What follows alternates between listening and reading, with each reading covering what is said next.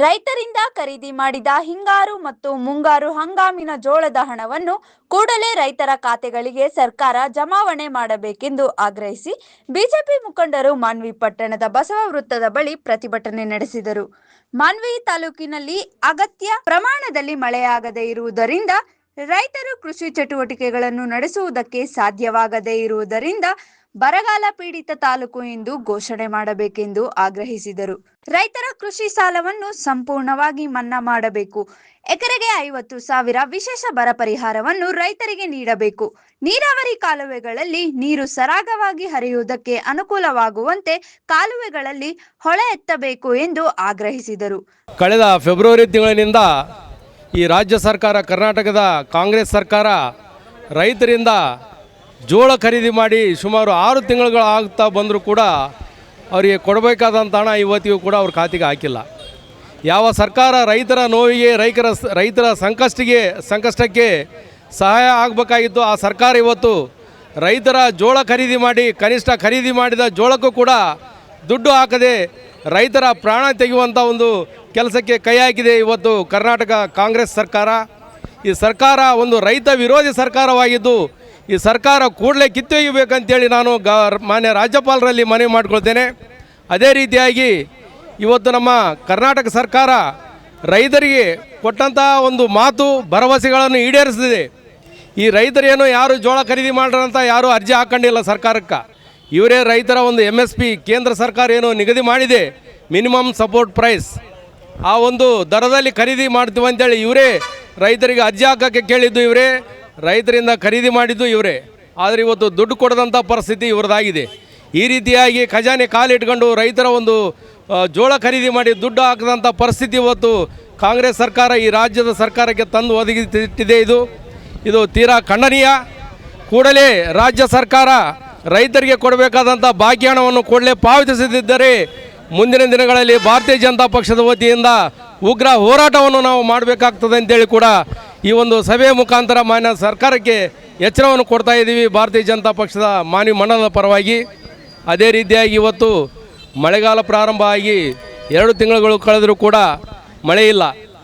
ಈ ಕುರಿತು ಬರಗಾಲ ಘೋಷಿಸುವಂತೆ ಹಲವಾರು ಜನ ಬೇಡಿಕೊಂಡರೂ ಕೂಡ ಯಾವುದೇ ಸರ್ವೆ ಕಾರ್ಯ ಇವತ್ತಿಗೂ ಕೂಡ ಈ ಒಂದು ಕ್ಷೇತ್ರದಲ್ಲಿ ಆರಂಭ ಆಗಿಲ್ಲ. ಕೃಷಿ ಇಲಾಖೆ ಅಧಿಕಾರಿಗಳು ಅದೇ ರೀತಿ ಸುಮ್ಮನೆ ಕುಂತಾರ. ಕಂದಾಯ ಇಲಾಖೆ ಅಧಿಕಾರಿಗಳು ಕೂಡ ಯಾವುದೇ ಹಳ್ಳಿಗೆ ಹೋಗ್ದೇನೆ, ಯಾವುದೇ ಕೃಷಿ ಜಮೀನುಗಳಿಗೆ ಹೋಗ್ದೇನೆ, ಯಾವುದೇ ಸರ್ವೆ ಕಾರ್ಯಾರಂಭ ಮಾಡದೆ ಕೇವಲ SIR ಅಂತ ಹೇಳ್ಕೊಂಡು ಕಳೆದ 2 ತಿಂಗಳುಗಳಿಂದ ಜನರಿಗೆ ಒಂದು ನೋವು ಕೊಡ್ತಾ ಇದ್ದಾರೆ. ರೈತರು ಏನಾದರೂ ಕೇಳಿದರೆ SIRನಲ್ಲಿದ್ದೀವಿ, ಸೆನ್ಸಸ್ನಲ್ಲಿದ್ದೀವಿ, DC ಬರ್ತಾರ, AC ಬರ್ತಾರ ಅಂತ ಮಾತುಗಳು ಬಿಟ್ಟ ಮೇಲೆ ಒಬ್ಬ ಪರಿಸ್ಥಿತಿಯಲ್ಲಿ ಈಗ ಮತ್ತೆ ಬೆಳೆ ಹಾಕ್ಬೇಕಂದ್ರೆ ಕೈಯಲ್ಲಿ ದುಡ್ಡಿಲ್ಲ. ಇದ್ದಂಥ ದುಡ್ಡು ಈಗಾಗಲೇ ಹತ್ತಿ ಬೆಳೆಗಳಿಗಾಗಿ ಬೀಜ ತಂದು ಎಲ್ಲರೂ ಕೂಡ ನಾಟಿ ಮಾಡಿದ್ದಾರೆ. ಆದರೆ ಬೆಳೆ ಬಂದಿಲ್ಲ, ಮೊಳಕೆ ಕೂಡ ಬಂದಿಲ್ಲ, ಬೆಳೆ ಉಳಿದಿಲ್ಲ. ಕೂಡಲೇ ರಾಜ್ಯ ಸರ್ಕಾರವು ಬರಗಾಲ ಪೀಡಿತ ಪ್ರದೇಶ ಎಂದು ಘೋಷಿಸಿ ರೈತರಿಗೆ ಸಿಗಬೇಕಾದಂಥ ಒಂದು ಬರಗಾಲದ ಒಂದು ಪರಿಹಾರ ಹಣವನ್ನು ಕೂಡಲೇ ರೈತರ ಖಾತೆಗೆ ಜಮಾ ಮಾಡಬೇಕಂತೇಳಿ ಕೂಡ ಈ ಮೂಲಕ ಆಗ್ರಹ ಪಡಿಸ್ತಾ ಇದ್ದೀವಿ. ಅದೇ ರೀತಿಯಾಗಿ ತುಂಗಭದ್ರಾ ಕಾಲುವೆಗೆ ನೀರು ಎಷ್ಟೇ ಇರಲಿ, ಒಂದಿಷ್ಟು ನೀರು ಬಿಟ್ಟು ರೈತರ ಸಹಾಯಕ್ಕೆ ಈ ಸರ್ಕಾರ ಬರಬೇಕಂತೇಳಿ ನಾನು ಮಾನ್ಯ ಕರ್ನಾಟಕ ರಾಜ್ಯದ ಮುಖ್ಯಮಂತ್ರಿಗಳನ್ನು ಬೇಡಿಕೊಳ್ಳುತ್ತೇನೆ. ಧಿಕ್ಕಾರ ಧಿಕ್ಕಾರ ಧಿಕ್ಕಾರ ಧಿಕ್ಕಾರ.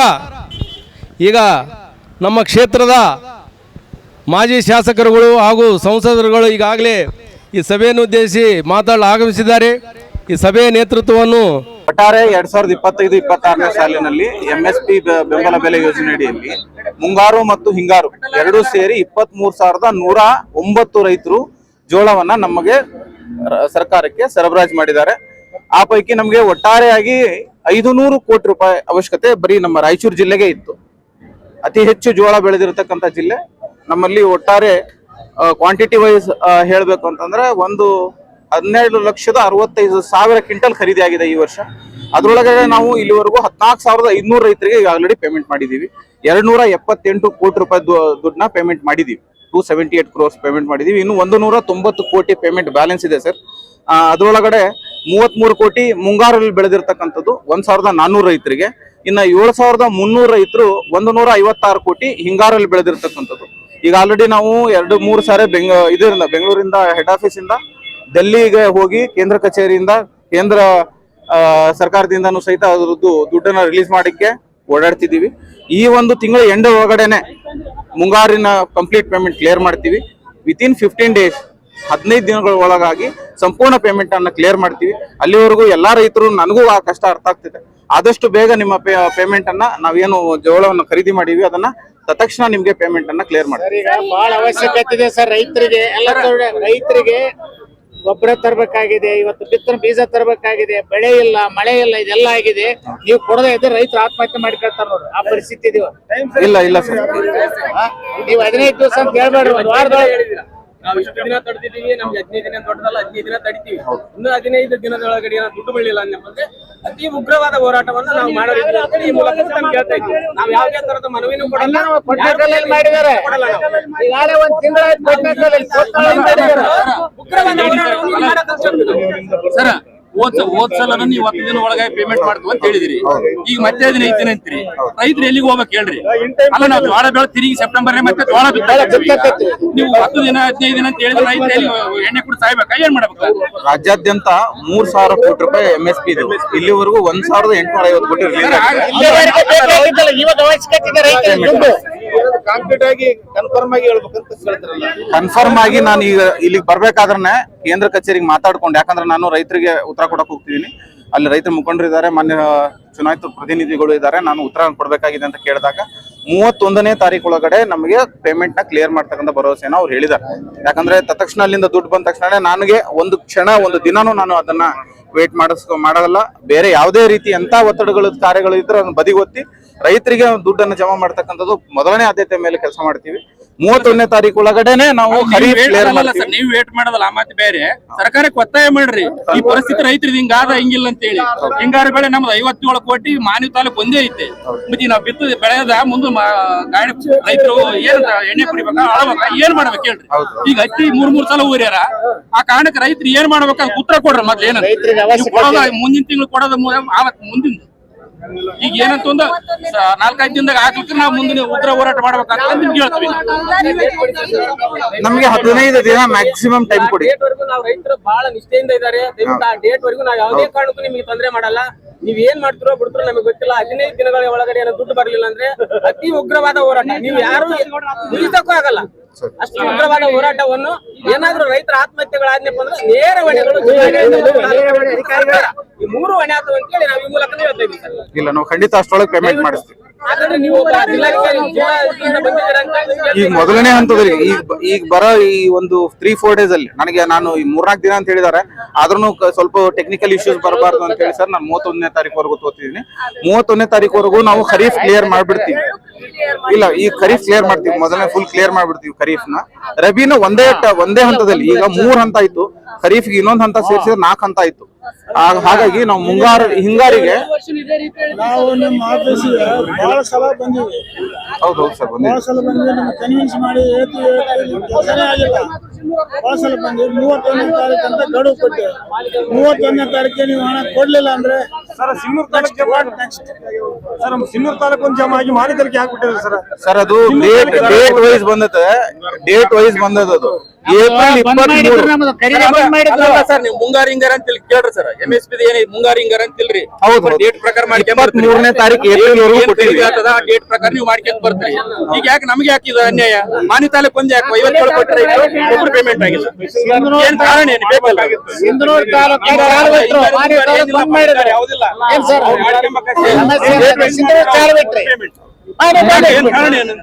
ಇಲ್ಲ. ನಾನೊಬ್ಬ ರೈತನಾಗಿ ಮಾತಾಡ್ತಿದ್ದೀನಿ. ಭಾರತೀಯ ಜನತಾ ಪಾರ್ಟಿ ಪಕ್ಷ ಕಾರ್ಯಕರ್ತ ಆಗಿ ನಮ್ಮ ಹಿರಿಯವರು ಎಲ್ಲರ ಮುಖಾಂತರ ನಮ್ಮ ರೈತರು ಕಷ್ಟ ನೋಡಿ ಹಳ್ಳಿಯ ಮನಸ್ಸಿನಿಂದ ನಮ್ಗೆ ಏನ್ ಮಾತಾಡ್ಬೇಕು ಕೂಡ ಅರ್ಥ ಆಗ್ತಾ ಇಲ್ಲ. ಇವತ್ತು ಜೋಳದ ಬಗ್ಗೆ ಹಿಂಗಾರಿ ಮುಂಗಾರಿ ಅಂತ ಕನ್ಫ್ಯೂಷನ್ ಮಾಡಿ ದುಡ್ಡು ಇವತ್ತಿಗೆ ಲೇಟ್ ಮಾಡಿ ಬರ್ತಾ ಇದಾರೆ. ಇದು ಅದ್ರ ಬಗ್ಗೆ ನಮ್ಮ ಎಲ್ಲರೂ ಹಿರಿಯವರು ಹೇಳಿದ್ದಾರೆ, ಅದೆಲ್ಲ ಮಾಹಿತಿ ಕೊಟ್ಟಿದ್ದಾರೆ. ಇವಾಗ ಸದ್ಯ ರಾಯಚೂರು ಜಿಲ್ಲೆಗೆ ಒಂದು 190 ಕೋಟಿ ರೊಕ್ಕ ಪೆಂಡಿಂಗ್ ಐತೆ ಇವತ್ತಿ. ಅದೇ ಮಾನ್ಯ ತಾಲೂಕಿಗೆ ಬಂದು ಶಿರ್ವಾರ ಕೂಡಿ 77 ಕೋಟಿ ರೂಪಾಯಿ ಇವತ್ತು ಕಟ್ರೆ ನಮ್ಮ ರೈತರೆಲ್ಲ ಸುಖವಾಗಿ ಬದುಕ್ತಾರೆ ಎಂಬುದು ನಾನು ತಿಳಿಸ್ತಾ ಇದ್ದೀನಿ. ಇದು ಈ ಜೋಳದ ದುಡ್ಡು ವಿಷಯನೇ ಅಲ್ಲ. ಈ DK ಶಿವಕುಮಾರ್ ಸರ್, ನೀವು ಏನ್ ಮಾತಾಡಿದ್ರಿ ಅಸೆಂಬ್ಲಿನಾಗ ವಿರೋಧ ಪಕ್ಷಕ್ಕೆ? ನೀವು ನಮ್ ತಾಕತ್ ನೋಡ್ತೀಯಾ, ನಮ್ ಧೈರ್ಯ ನೋಡ್ತೀಯಾ, ನಮ್ಮ ದಿಕ್ಕತ್ತು ನೋಡ್ತೀಯಾ ಅಂತ ಹೇಳಿದ್ರಿ. ನಿಮ್ ದಿಕ್ಕತ್ತು, ನಿಮ್ ಧೈರ್ಯ, ನಿಮ್ ಸಾಹಸ ಏನಾಯ್ತು ಇವತ್ತು ದುಡ್ಡು ಕೊಡಲಿ ತೋರಿಸಿ. ಇವತ್ತು ರಾಯಚೂರು ಜಿಲ್ಲಾ ದುಡ್ಡು ಕೊಟ್ಟು ನಿಮ್ ದಿಕ್ಕತ್ತು ತೋರಿಸಿ, ನಿಮ್ ಧೈರ್ಯ ತೋರಿಸಿ, ನಿಮ್ ಎಷ್ಟು ತೋರಿಸ್ರಿ. ನಿಮ್ ಮೇಲೆ ಗೌರವ ಐತೆ, ಗೌರವ ಇಲ್ಲ ಅಂತಲ್ಲ. ಆದ್ರೆ ನಮ್ ರೈತರು ಬದುಕಬೇಕಂದ್ರೆ ನೀವು ದಿಕ್ಕತ್ತು ಧೈರ್ಯ ಎಲ್ಲ ಕೊಟ್ಟು ನಮ್ ರೈತರ ದುಡ್ಡು ಎಲ್ಲ ಕ್ಲೀನ್ ಮಾಡಿ ಒಂದು ವಾರ ಒಳಗೆ ಮಾಡಿಲ್ಲ ಅಂದ್ರೆ ಇಷ್ಟು ಗಂಟೆ 10 ನಾವು ಹೋರಾಟ ಮಾಡ್ತೀವಿ ಅಂತ ಕಂಪ್ಲೀಟ್ ರೋಡ್ನೇ ಬ್ಲಾಕ್ ಮಾಡ್ತೀವಿ. ಇನ್ನು ಮುಂದೆ ನಡೆಯೋದು ಇದೊಂದೇ ಅಲ್ಲ, ಜೋಳದ ಒಂದೇ ಮುಗಿದಿಲ್ಲ. DK ಶಿವಕುಮಾರ್ ಸರ್, ಇವತ್ತು ನೀರು ಕೆನಾಲ್ ತುಂಬ್ತಾ ಇತ್ತು ಡ್ಯಾಮ್. ಇವತ್ತು ಕೆನಾಲ್ ನೀರು ಹರಿಬೇಕಂದ್ರೆ ಒಂದು ಕೆನಾಲ್ ರಿಪೇರ್ ಮಾಡಿಲ್ಲ, ನೀನು ಒಂದು ಪೈಪ್ಗೆ ಗೀಜ್ ಹಚ್ಚಿಲ್ಲ. ನೀವು ನಾಳೆ ನೀರು ತುಂಬ್ಕೊಂಡ್ರೆ ನೀವು ಹೆಂಗ್ ನೀರು ಕೊಡ್ತೀವಿ? ಒಂದು ಕೆನಾಲ್ ಮೇಂಟೆನೆನ್ಸ್ ಮಾಡಿಲ್ಲ. ಅಲ್ಲಿಂದ ರಾಯಚೂರ್ಲಿಂದ ಹಿಡಿದು ಹೊಸಪೇಟೆವರೆಗೆ ಕಾಲಿನ ಮೇಲೆ ಕೈ ಹಾಕಿಲ್ಲ, ಒಂದು ಗಿಡ ಕರೆದಿಲ್ಲ, ದಾರಿ ಮಾಡಿಲ್ಲ, ರಸ್ತೆ ಇಲ್ಲ, ಏನಿಲ್ಲ. ಇವತ್ತು ಪಟ್ಟ ನೀರು ಬಂದ್ರೆ ಹೆಂಗ್ ಬಿಡ್ತೀರಿ ನೀವು? ಏನು ರಿಪೇರಿ ಮಾಡ್ಲಾರ್ದಂಗೆ ಹೆಂಗ್ ಬಿಡ್ತೀರಿ? ಅದು ಒಂದನೇ ಅಲ್ಲ, ಇನ್ನು ಬಹಳ ಸಮಸ್ಯೆ ಇದಾವ ರೈತರಿಗೂ. ಇವ ಹೆಣ್ಮಕ್ಳು ಗೃಹಲಕ್ಷ್ಮಿ ಅಂತ ಹೇಳ್ಯಾರ, ಎಲ್ಲಿ ಕೊಟ್ಟು ಗೃಹಲಕ್ಷ್ಮಿ? ಅಲ್ಲಿ ಕೇಳಿ CPM ಆಫೀಸ್ ಹೋಗೋಣ ಹೆಣ್ಮಕ್ಳನ್ನ 5 ಲಕ್ಷ ಅಪ್ಲಿಕೇಶನ್ ಪೆಂಡಿಂಗ್ ಇದಾವ ಇವತ್ತಿಗೆ. ನೀವು ಗೃಹಲಕ್ಷ್ಮಿ ಕೊಟ್ಟಿದ್ರು, ಏನ್ ಕೊಟ್ಟಿದ್ರು? ಕರೆಂಟ್ ಕೊಟ್ಟಿದ್ರು. ಸಿದ್ದರಾಮಯ್ಯ ಅವರೇ, ನಿಮ್ಗೂ ಫ್ರೀ, ನನ್ಗೂ ಫ್ರೀ, ಎಲ್ಲಾರ್ಗೂ ಫ್ರೀ, 200 ಯೂನಿಟ್ ಬೇಕಾ ಬೇಡ ಅಂತ ಕೇಳಿದ್ರು. ಬರ್ರಿ ಇಲ್ಲಿ, ನನ್ನ ಹತ್ರ ಬಿಲ್ ಐತೆ. ನೀವು 200 ಯೂನಿಟ್ ಅಂದ್ರೆ ವರ್ಷಕ್ಕೆ 2400 ತೆಗೆದು ನನ್ನ ಹತ್ರ ಎಷ್ಟು ದುಡ್ಡು ವಸೂಲು ಮಾಡಿದ್ರು ತೋರಿಸ್ರಿ, ಬರ್ರಿ, ನನ್ನ ಹತ್ರ ಬಿಲ್ ಐತೆ, ಎಲ್ಲ ಮಾಹಿತಿ ಐತೆ. ಈ ತರ ನೀವು ಮಾಡಕ್ ಹೋಗ್ಬೇಡ್ರಿ. ಇನ್ನ ಹೇಳ್ಬೇಕಂದ್ರೆ ಕಂಡಾಪಟ್ಟ ಇದಾವ ರೈತ ಸಮಸ್ಯೆಗಳು. ಇನ್ನ FID ಬಗ್ಗೆ ಮಾತಾಡ್ತೀರಿ, FID ಬಗ್ಗೆ ಮಾತಾಡ್ಬೇಕಂದ್ರೆ ಐತೆ. ಇನ್ನ ರಿಜಿಸ್ಟರ್ ಆಫೀಸ್ನಾಗ ಸಮಸ್ಯೆಗಳು ಇದಾವ. ಇನ್ನ AD ಎಲ್ಲಾರ ಮೇಲೆ ಸಮಸ್ಯೆ ಐತೆ. ನೀವು ಬೇಕಂದ್ರೆ ಒಂದು ಟೀಮ್ ಕಲ್ಸ್ರಿ, ನೋಡ್ರಿ, AD ಎಲ್ಲಾರು ಕಲ್ಸ್ರಿ, DD ಎಲ್ಲಾರು ಕಲ್ಸ್ರಿ, ಎಲ್ಲ ಸಮಸ್ಯೆಗಳು ಒಂದು ಟೀಮ್ ಕಲ್ಸ್ರಿ, ಒಂದು ವಾರದಾಗ ನಮ್ಗೆ ಎಲ್ಲ ಬಗೆಹರಿಸ್ಕೊಡ್ರಿ ಅಂತ ನಿಮ್ ಕೈ ಹಿಡಿದು ಶಫೀಕ್ ಹುಸೇನ್, ಮಾನವಿ.